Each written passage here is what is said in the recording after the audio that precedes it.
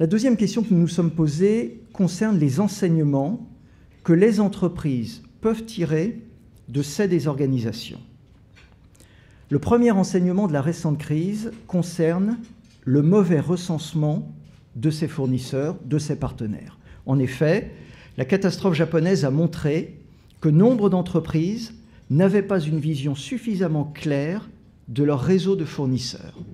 Bien entendu, la plupart d'entre elles connaissent en général très bien leurs partenaires directs, mais beaucoup moins bien le fournisseur du fournisseur de leur fournisseur. C'est la raison pour laquelle, désormais, il faut absolument analyser les supply chains de toutes ces entreprises.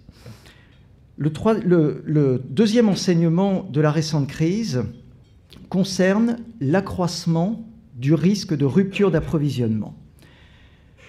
Nous avions déjà beaucoup insisté sur ce risque l'année dernière. La catastrophe japonaise a confirmé que les chaînes de production sont de plus en plus longues, de plus en plus étendues, de plus en plus fragiles, et que le risque de rupture d'approvisionnement n'a jamais été aussi élevé.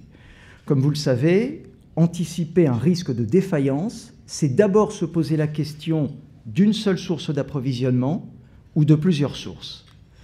Enfin, et cette liste est bien entendu non exhaustive, le troisième enseignement de la récente crise concerne l'arbitrage entre négociations serrées sur les prix d'un côté et garantie de sécurité de l'autre côté.